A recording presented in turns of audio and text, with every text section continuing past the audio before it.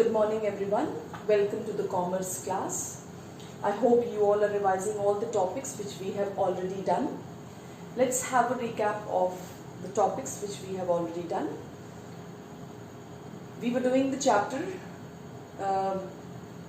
Sources of Finance for the Joint Stock Company. In that we started with the long-term finance. We did about the equity shares, the meaning, features, advantages and disadvantages of equity shares from the point of view of company as well as from the point of view of shareholders. Then we did about preference shares. We did about the meaning, the types of preference shares, the features of preference shares, as well as we did about the disadvantages and advantages of preference shares from the company's point of view and from the shareholders' point of view. Then we also did about the difference between the preference shares and the equity shares. We also did about the types of equity shares. We also did about the right shares, bonus shares, sweat equity shares, employee stock option plan. Today we are going to start a topic that is retained earnings.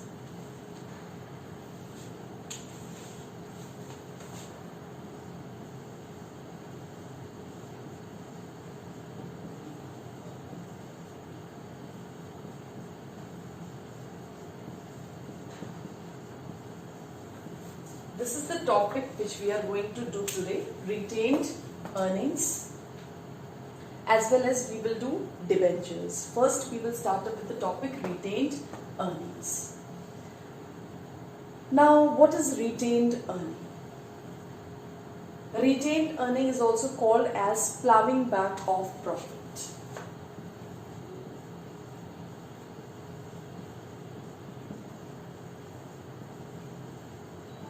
Ploughing back of profits. When the profits of the business is reinvested in the business again and again, that is called as ploughing back of profit, and that is called as retained earnings. The net profit of the companies year after year, when it is retained and it is again reinvested in the different business opportunities, that is called as ploughing back of profits or retained earnings. It is also called as self-financing.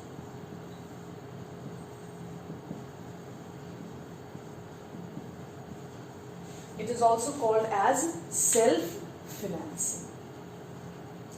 It is a type of finance which is collected by the company internally. It is an internal fund. It is not a type of issuing shares like equity shares or preference shares, but it is a type of that is the profit which is retained year after year by the business concerns, by the company form of organization, and then again they reinvest the same profit which is retained by them. It is reinvested in the business opportunities, and that is called as ploughing back of profits. It is also called as self-financing. It is absolutely different from the borrowed funds, or it is absolutely different from the funds which are collected by issuing equity shares or preference shares. There are no fixed obligations attached with this retained earnings. There are certain features. Before that, let us understand about the factors. There are certain factors on which the retained earnings of the company is dependent. Factors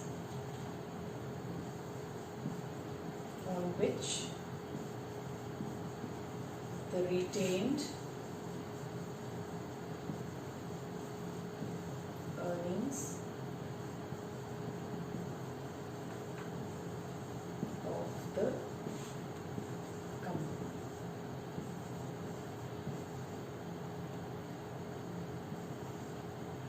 Factors on which the retained earnings of the company is dependent.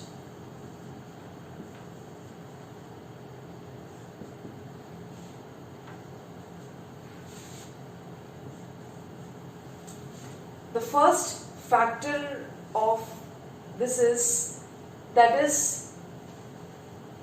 net profit of the company.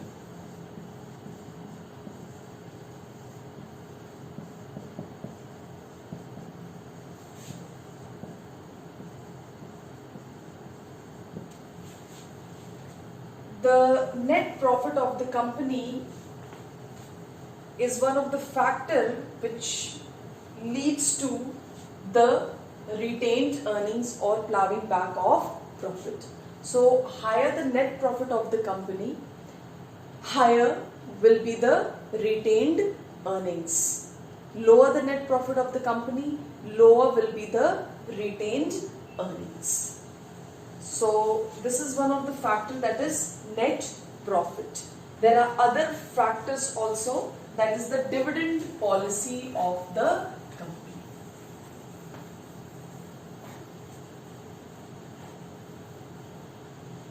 Second, that is the dividend policy of the company. There are two types of dividend policy, that is the liberal and the other is conservative.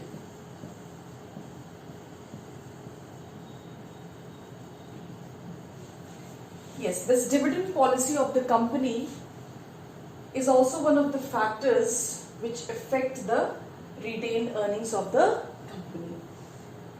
If the company is following the liberal dividend policy, so definitely they are going to declare dividend and pay more dividend to the shareholders, and in that situation the retained earnings will be less.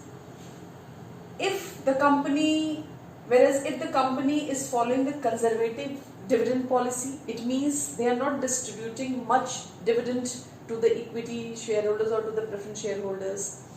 They are very conservative in that. In that situation, they can retain much of the profit and they can reinvest in the business. So this dividend policy is also one of the factor which helps in the retained earnings. Then the third is age of the company. Age of the company.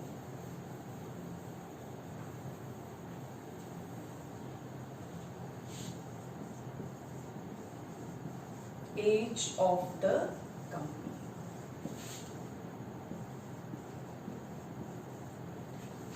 Age of the company means the new company, the fledgling companies, they want to satisfy their shareholders, so they will try to declare more and more dividend and they will try to give more and more dividend to their shareholders to satisfy them, to maintain their goodwill and reputation.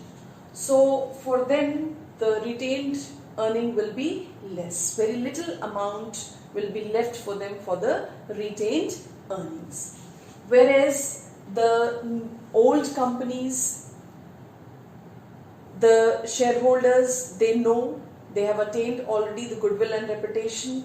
So in that situation, they may not declare much dividend for their shareholders and they can use higher portion of the net profit as a retained earning and they can reinvest in other business opportunities. So this is also one of the factor for the retained earnings. Then the last one, that is the fourth one, is the business opportunities.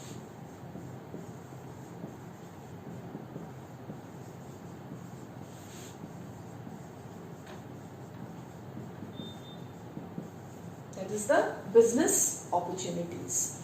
So the company which is having more business opportunities, they can use more of their net profit and they can reinvest in the business.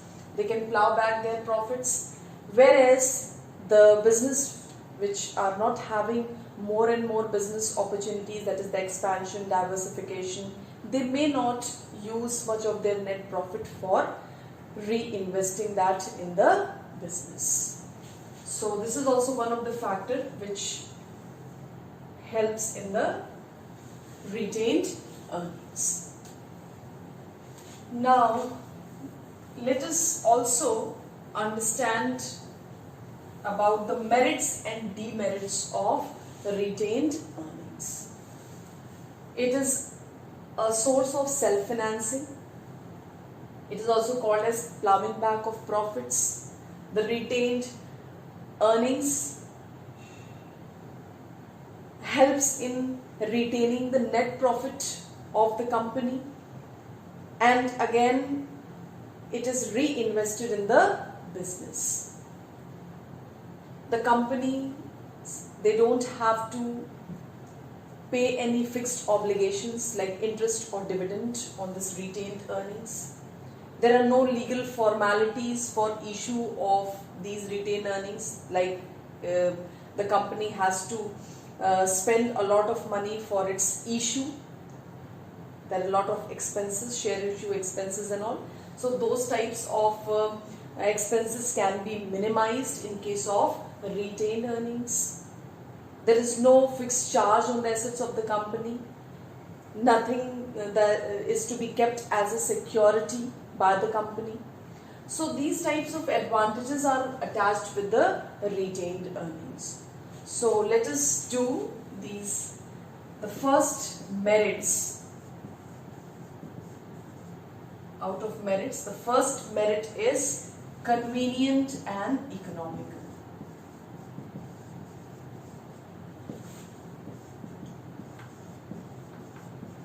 Convenient and economical.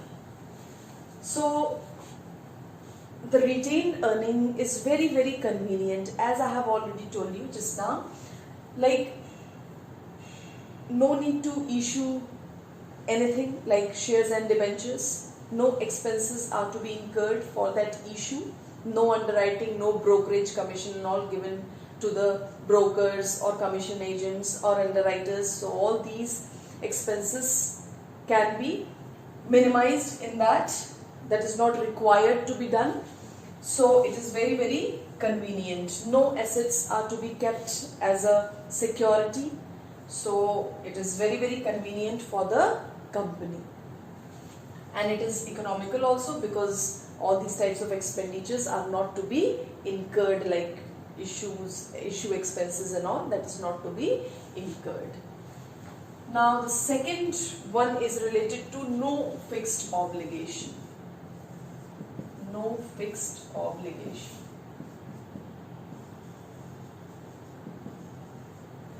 Like, it is a source of self-financing. The net profit year after year, it is retained in the business and it is again reinvested in the business. So there is no such type of fixed obligation because it is self-financing.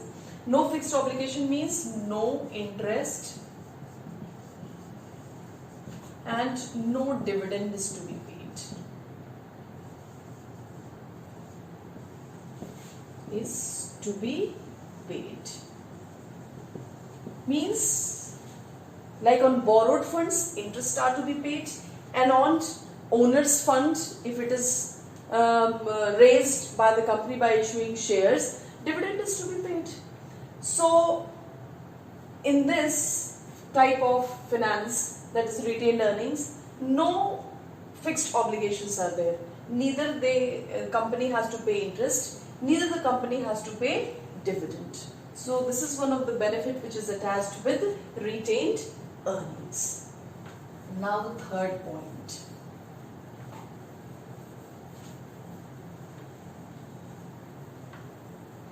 That is no legal formalities.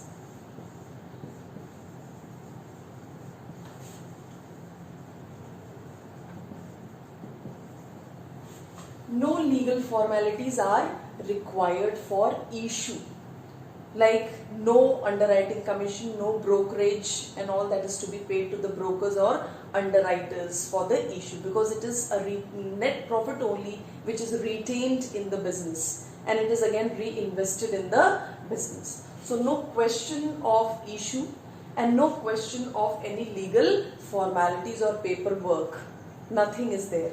So that is also one of the advantages, that there are no certain such legal formalities as which is attached with the shares or debentures. Now the next one, that is financial structure remains flexible. Financial structure remains flexible. The financial structure remains flexible. Flexibility means if the company wants, they can reinvest, they can retain the profit and reinvest. If they don't want, they may not reinvest, they can use it for some other purpose. They may not create these reserves. So this type of flexibility is attached with the retained earnings. It is not like shares, or it is not like debentures. So this type of flexibility is attached with the retained earnings. Now the next point is no charge on the assets of the company. Next, fifth point is no charge on the assets of the company.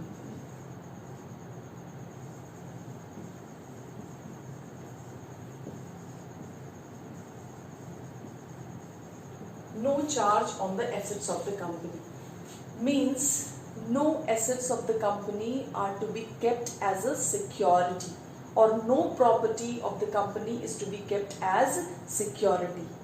The company, they don't have to pledge any property or keep any property as a security, or they don't have to mortgage any property as a security. This is one of the advantage which is attached with the retained earnings. The assets or the properties of the company, that is freely they can use if the company is using retained earnings. Now the sixth one, that is add to the financial strength and credit worthiness of the company. Add to the financial strength and credit worthiness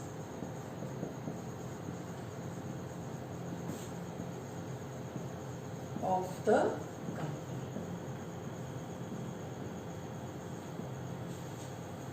This is one of the very convenient source of finance for the company.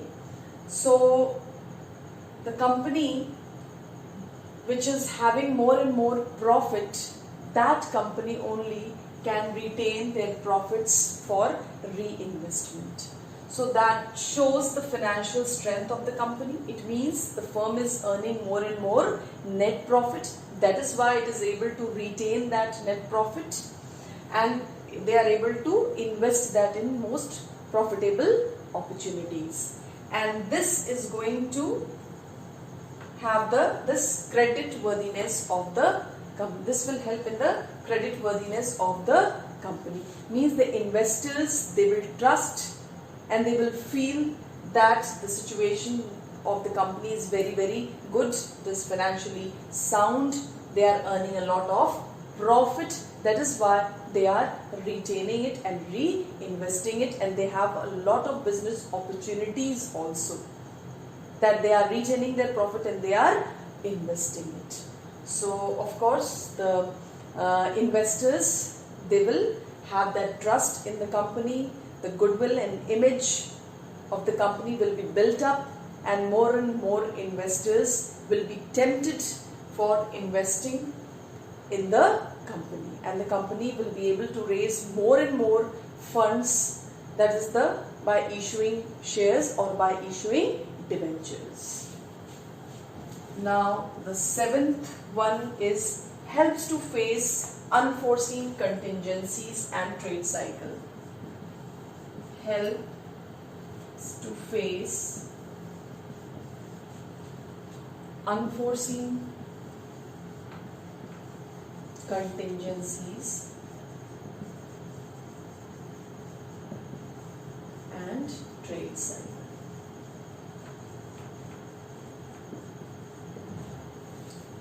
This is one of the most important point, that is, it helps to face unforeseen contingencies and trade cycle.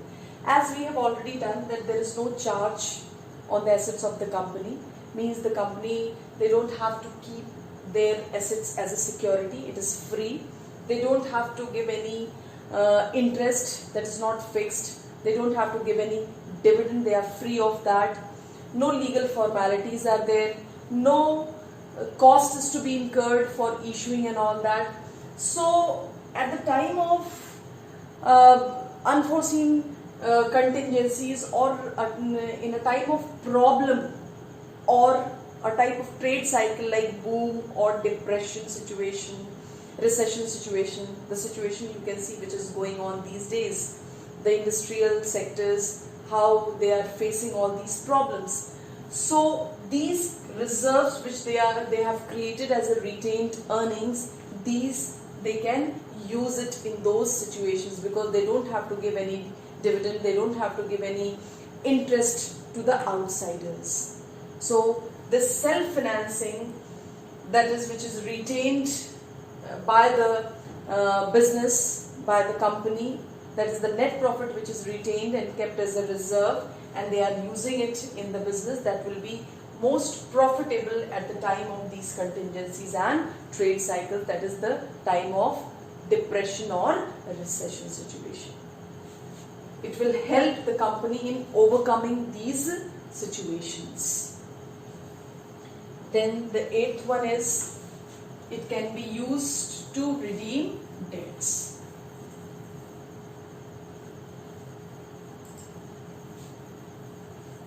That is the eighth point. It can be used to redeem debt. It can be used to redeem debts. So it can be used to redeem debts also. Like the debenture holders, the payment is to be made, the loans which are taken by the business, so these retained earnings that can be very much helpful in paying these debts. That is the debts, that is the interest or the amount, the principal amount that is to be paid. Like the company, if they are taking loan, because a company cannot depend totally on the internal fund, they have to get dependent on the borrowed funds also. So these retained earnings, they help in paying off, clearing off those dues also, like paying the fixed interest to the debenture holders or to the other creditors, outsiders. So all these debts can be paid with the help of these retained earnings also. Then the ninth point, that is, it can take the advantage of business opportunities. Ninth, helps in taking advantage of business opportunities.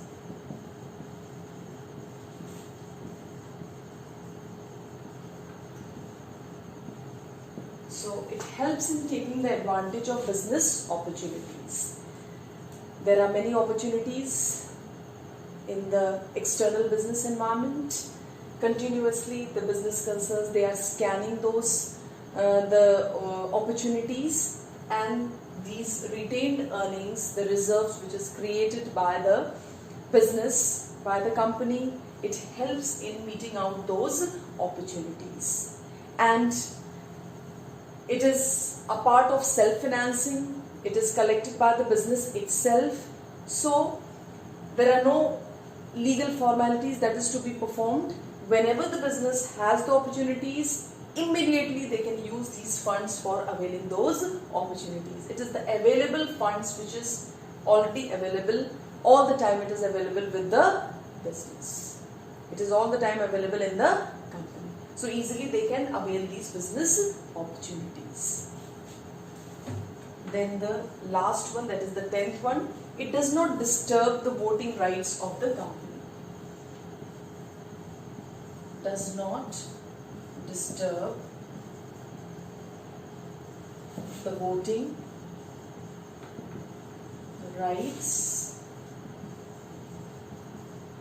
of the company. So the retained earnings, as it is a type of internal funds, that is the net profit which is retained year after year and it is reinvested in the business. So here there is no condition of voting rights. It is not a type of shares which are issued to the shareholders and they will have the voting rights. Even the fund which is collected by issuing shares by the company, that is also called as owner's fund or internal funds. But it is different from retained earnings, because the shareholders, that is also called as the owner's fund and internal funds, but they have the voting rights. But here the retained earnings on this, the reserves which is created as retained earnings, there are no voting rights for that. So that is not going to disturb the voting rights of the company. So these are the merits which are attached with the retained earnings. Now there are certain factors which are also against this retained earnings. So we will study as a demerit of retained earnings. So let us also see the points which are called as the disadvantages of the retained earnings. Demerits.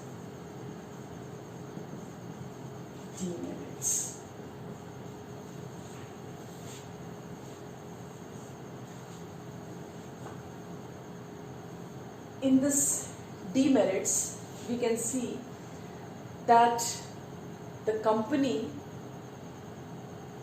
when they know that it is their fund created by them, the net profit, and it is in the mind of the board of directors or the owners of the company that they have created, they are having a lot of net profit, and that is why they are able to create these retained earnings. They don't have to give interest or dividend to the outsiders, so they are free to use that fund in any way, in any form they want. So this type of feeling among the owners of the company, that can create a problem with these type of funds, that is called as retained earnings. They may not be very serious in using these types of funds, because they will think that okay, no problem. When there is no profit, then also there will be no problem.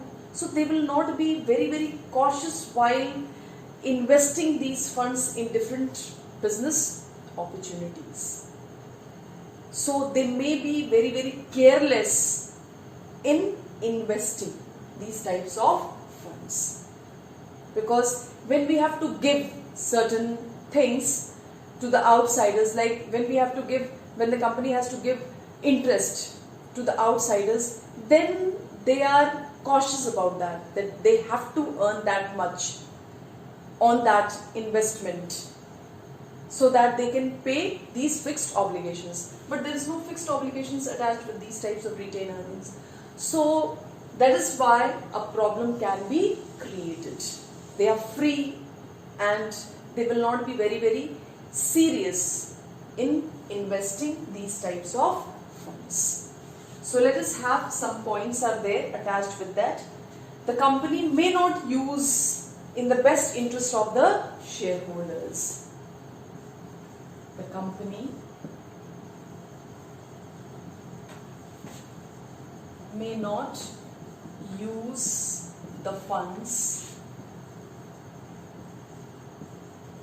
in the best interest of the shareholders. Here the company may not use these funds in the best interest of the shareholders because they think that it is their own funds, it is created out of the net profit, so they are not very much serious about investing these types of funds or using these types of funds. So that may create dissatisfaction among the shareholders. They know that they don't have to give dividend, they don't have to give interest to the outsiders, so they may not use these funds in the best interest of the shareholders. Then the next point is, it may tempt the management to issue bonus shares. It may tempt the management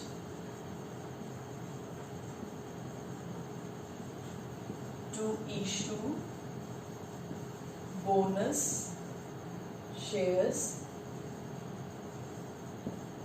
to the equity shareholders.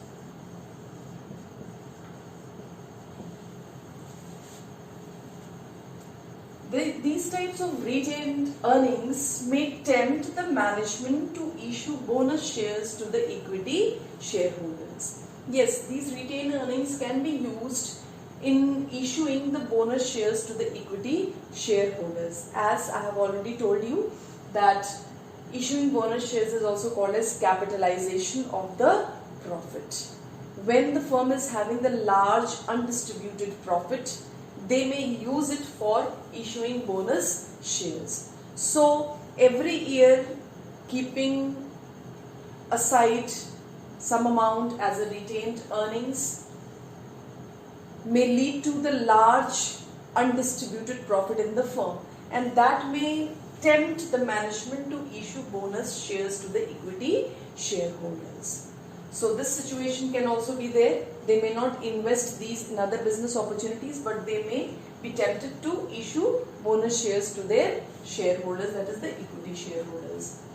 Now, third point is frequent capitalization of profit may lead to overcapitalization.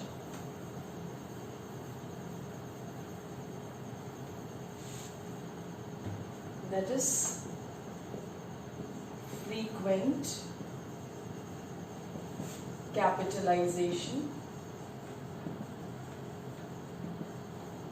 of profit may lead to overcapitalization.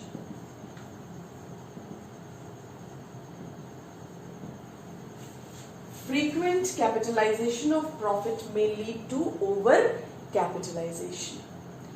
So here normally, if every year the firm is retaining a part of profit as a retained earnings, so it will be a collection of large funds in the business as a form of retained earnings, and those large undistributed profits may lead to overcapitalization. Means the amount of funds that is invested, that is more, but the rate of earning will be less. So as we are using it as a merit, it will become a demerit or disadvantage for the business organization, and that will lead to overcapitalization. So this is also one of the factor that will be called as the demerit of the retained earnings. Then the fourth point is it may lead to manipulation of share prices. It may lead to manipulation of share prices at the stock exchange.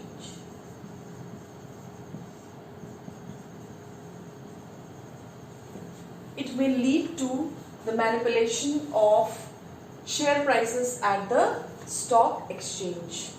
These large profit can be used by the management in manipulating the share prices. Means with a large amount of funds they can buy a lot of shares because they are the insiders, they know everything about the conditions of the company, the market value of the shares and all, everything, they know about that. So that may lead to the manipulation of share prices at the stock exchange. They may affect these situations and they may indulge in speculation and all these things. So that can also be one of the demerit of the retained earnings. Now the fifth one, that is, it is unstable.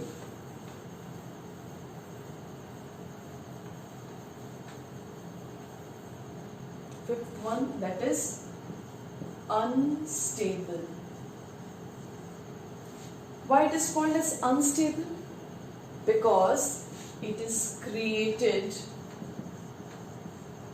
only, or it can be created only out of profit.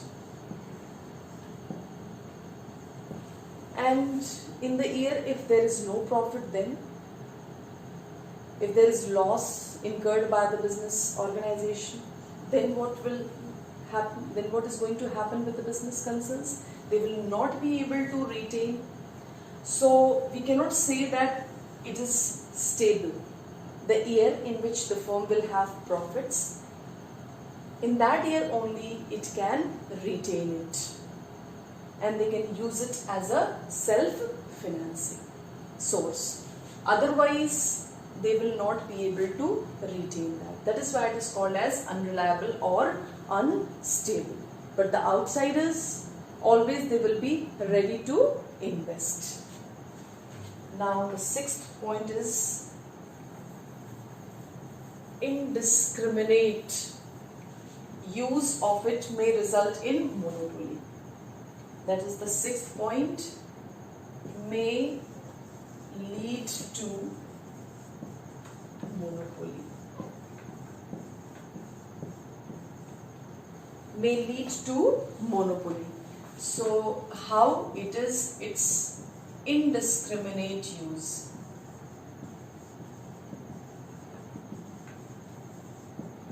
Its indiscriminate use may lead to monopoly situation. I hope you all know what is monopoly situation. So these big organizations, those who have the large net profit, they may use these profits and they can invest these profit in most profitable opportunities, and they can also buy a lot of shares, and that can lead to the monopoly situation. So even with the large profit, large retained earnings, the firm can misuse these funds, or they can use these funds for creating monopoly situation or the concentration of economic power in few hands also. So then the seventh one and the last one, that is dissatisfaction among the shareholders.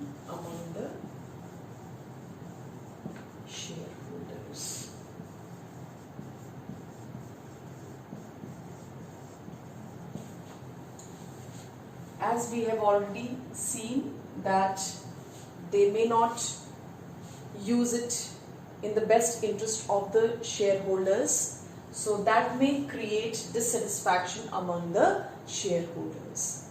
Means that is not, they are not paying any fixed obligations, so they may not be very serious in using these types of funds, because they know it is in their mind that they are free, there is no any fixed charge, and they are free to use these types of funds, no fixed obligations are there, so they may not be very serious in using these types of funds. So that may lead to the wastage of these types of funds. So, or they may not invest these types of funds in the better profitable opportunities or best profitable opportunities. So that will lead to the loss, that may lead to a big loss for the firm. And when there will be no profit, so no dividend to the shareholders, no profit to the shareholders. So that is why that may lead to the dissatisfaction among the shareholders. So these were the points which we have discussed related to the retained earnings. We have discussed the meaning, the factors related to retained earnings, then we discussed about the merits and these demerits related to retained earnings. Now let us move forward and study about the debentures, because that is also one of the source of fund.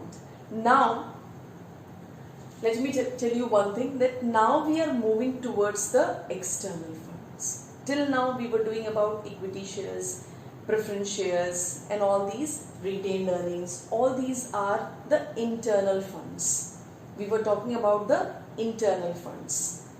And all these we were talking about as long-term funds. Debenture is also a type of long-term funds, but it is not a type of internal fund, but it is a type of external funds or outsiders funds or borrowed capital. So that is absolutely different from the internal funds. So let us discuss about these.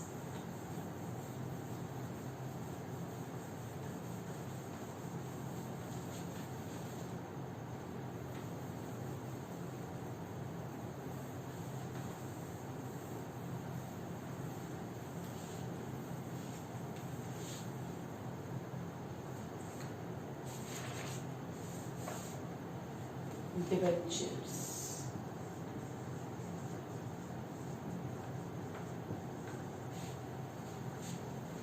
Debentures. Debentures, it is also called as loan capital. It is also called as loan capital. We can also call it as a borrowed funds. Borrowed funds or external funds.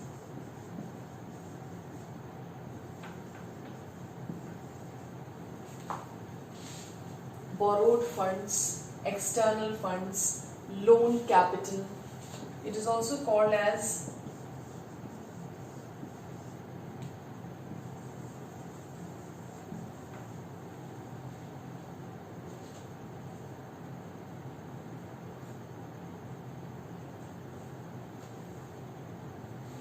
acknowledgement of funds. It is also called as acknowledgement of funds. Sorry, acknowledgement of debts.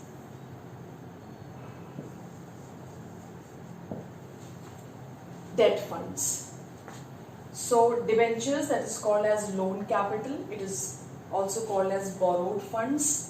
It is also called as external funds, and it is also called as acknowledgement of debt. These are the terms attached with debentures.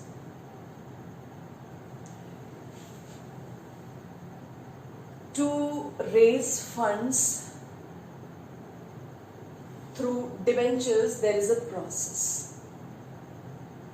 Debentures, it is a document or a certificate which is issued by the company under the seal of the company. It is a certificate or a document which is issued by the company under the seal of the company as the acknowledgement of debt. So these debentures, they are issued to the outsiders. It is issued as a document or the certificate under the seal of the company. And it is also called as acknowledgement of debt, and it is issued as the acknowledgement of debt. Means the company fills up the undertakings that the company is going to pay the sum and the interest on the prescribed date which is mentioned or before that date. That is the promise which is made by the company, that is called as acknowledgement of debt. It is the promise, it is the undertaking which is made by the company, and that is why it is called as acknowledgement of debt. That they promise to pay the total sum of the money as well as the interest at the prescribed date which is mentioned in that certificate, and or they can pay it before that also. So these are things which are attached with the debentures. You know, there are certain things which are very, very important, as it is called as external funds. So there are certain things, fixed obligations which are attached, that we will study in features of debentures. There are certain features. Let us study the points related to features of debentures. Please make it very, very clear that debentures, they are called as outsiders funds. They are called as borrowed funds. So features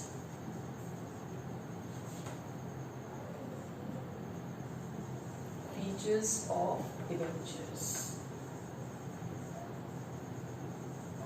Features of debentures. Number one, it is called as borrowed funds.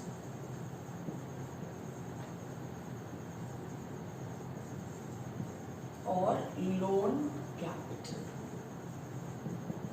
So this is one, for the very first feature, as I have told you, it is called as borrowed funds. It is collected from the outsiders, from the investors, on which the interest is to be paid. Now, the second is fixed obligation is attached with that. The company will have to pay interest on debentures. Company will have to pay interest on debentures. Interest on debentures. Now, the third one, interest is to be paid, as I have already told you, that interest is to be paid on debentures. Now, the third one, interest to be paid to the debenture holders is fixed. Now let me tell you one thing, that as it is a loan capital, interest is to be paid on the loan capital. It is not a type of share on which dividend is to be paid. Never use a word dividend with debentures. Normally the students, instead of writing interest, they write dividend. So that is absolutely wrong, blunder. You will get 0. Everything will be correct. Just for writing dividend, you will get 0. So please be very careful in answering the questions related to debentures. it is dividend is only attached with the shares, that is the equity shares or preference shares. But as we move towards the debentures, as it is a loan capital, so here we will use the word interest. The amount which is paid on the lump sum money which is taken up as the debenture, that will be called as interest. So be very careful and use interest word only. So interest will have to be paid to the debenture holders. Now who all are these debenture holders? The investors, those who purchase the debentures of the company, that is, they are called as debenture holders. Interest which are to be paid to the debenture holders, that is fixed. Interest that is to be paid, that is fixed. Fixed rate of interest is to be paid regularly.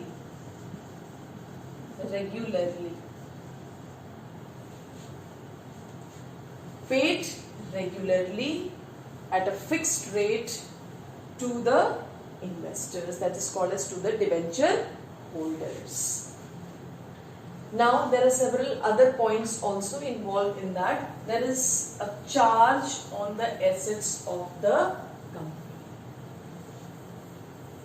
Charge on the assets of the company. Charge on the assets of the company.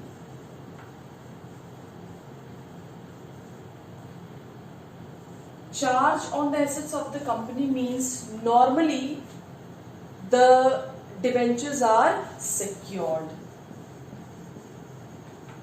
There are unsecured debentures also, but mostly the debentures are secured. Secured means there is a charge on the assets of the company. It is the assets of the companies, that is, they are not free. The properties of the company, they are not free as it was free in case of shares or the retained earnings. But here there is a charge on the assets of the company. Means the assets of the company that will be kept as a security, and in the event of non-payment, whenever there is a problem with the company and the company is not paying the interest or the principal amount to the debenture holders, the debenture holders can claim, they can sell those properties, those shares, those properties, those fixed assets, and they can recover their amount. So normally the debentures are secured, and we can say that there is a charge on the assets of the company. So these are the features, and few more features are also attached with that, that these debenture holders, they are paid interest, but at the time of winding up of the company, what will be the payment criteria at the time of winding up of the company? So these debenture holders will be paid at the time of winding up of the company also, or they can be paid before the winding up of the company. Normally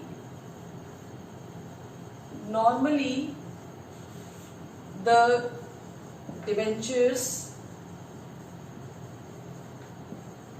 are redeemable.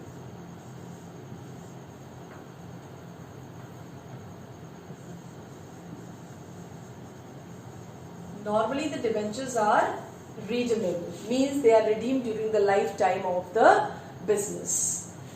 But there are certain irredeemable debentures also which are not redeemed, but they are redeemed only at the time of winding up of the company. And one more point is attached.